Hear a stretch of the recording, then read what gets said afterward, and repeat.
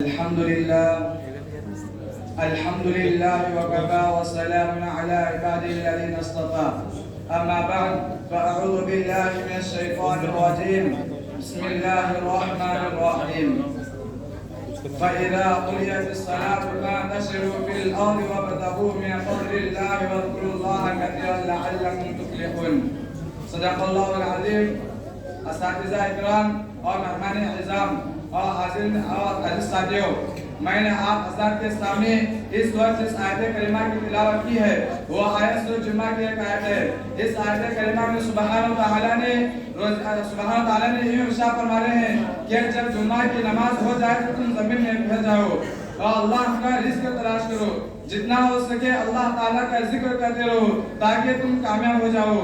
اس آیت کریمہ میں سبحانہ تعالیٰ نے روزی حاصل کرنے اور مال کمانے کی اجازت دی ہے، اور اسلام نے مال کمانے اور روزی حاصل کرنے کے سلسلے میں دو اہم باتوں کو ضرور قرار دیا. نمبر ایک یہ ہے کہ انسان خود کمائے، خود محنت اور مزدوری کرے، دوسروں کو بوجھ نہ بنے. نمبر دو ہے کہ جو بھی کمائے حلال کمائے، مکمل طور سے حرام سے بچا جائے. اسلام کا موقف اور منشا یہ ہے کہ مومن اور مسلمان خواہ ایک سوکھی روٹی کھائے لیکن وہ روٹی حلال کی ہو، حرام کی نہ ہو. یہی وجہ ہے کہ قرآن کریم میں اللہ رب العزت نے حضرت انبیاء علیہ السلام سے خطاب کرتے ہوئے ارشاد فرمایا، یا ایھا الرسول کلوا من الطیبات واعملوا صالحا، اے رسولو پاک چیز کھاؤ اور نیک عمل کرو. جس آیت کریمہ میں حلال کھانے کا حکم انبیاء کو دیا گیا ہے، وہی حکم ایک دوسرے آیت میں تمام مسلمانوں کو دیا جا رہا ہے. یا ایھا الذین آمنوا کلوا من الطیبات ما رزقناکم، اے ایمان والو جو ہم نے رزق تم کو دیا ہے اس میں سے پاک و طیب چیزیں کھاؤ. حضور کریم صلی اللہ علیہ وسلم نے ارشاد فرمایا، طلب کسب الحلال فریضۃ بعد الفریضہ.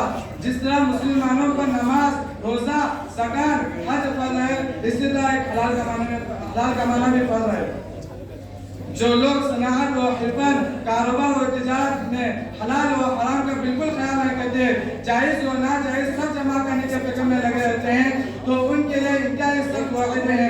حضور کریم صلی اللہ علیہ وسلم نے ارشاد فرمایا، لا يدخل الجنة جسد غذي بالحرام. وہ جسم، وہ بدن جنت میں ہرگز داخل نہیں ہو سکتا جس کی پرورش حرام مال سے ہوئی ہو.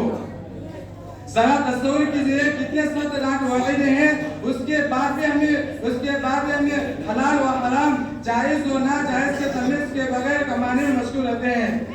یہ تو سراسر خسارہ گھاٹی کی بات ہے. آج اگر ہم اپنے سماج اور معاشرے پر نظر ڈالیں یا زندگی کے کسی بھی شعبے کو دیکھا چاہے، وہ صنعت و حرفت، کاروبار یا تجارت، غرض ہمارا پورا معاشرہ اور پوری تجارتی برادری صلح حرام میں مبتلا ہے. حضور کریم صلی اللہ علیہ وسلم نے بالکل سچ فرمایا تھا، یأتی علی الناس زمان لا یباع المرء ما اخذ من الحلال ام من الحرام.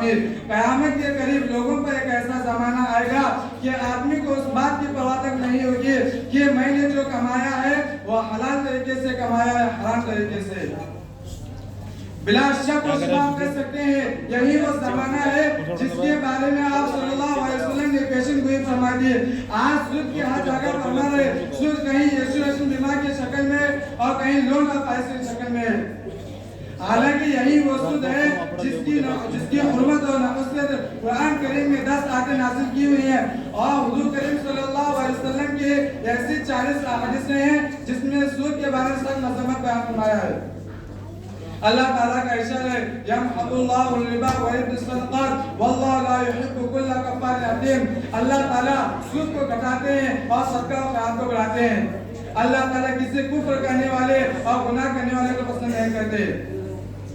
اس مفسر اکرام تحریر فرماتے ہیں کہ اس آیت کے ذمے میں سود کا گھٹنا اور صدقہ و خیرات کا بڑھنا دنیا و آخرت کے دونوں اعتبار سے ہے.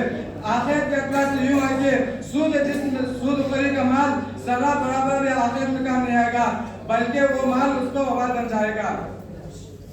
دنیا کے اعتبار سے یوں ہے کہ سود جس مال میں ملتا ہے وہ مال خود ہلاک ہوتا ہی ہے اور ساتھ دوسرے مال کو تباہ و برباد کر دیتا ہے. آج ہم مشاہدہ کر رہے ہیں کہ کل جن کی زندگی عیش و عشرت میں بھرپور تھی وہ آج فقر و فاقہ غربت میں گرفتار ہیں.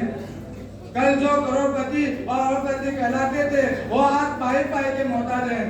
حضرت محمد رضی اللہ عنہ مشہور تابعی فرماتے ہیں کہ سود کے لینے پر 40 سال گزرتے نہیں تاکہ ان کے مال و تجارت میں ایسا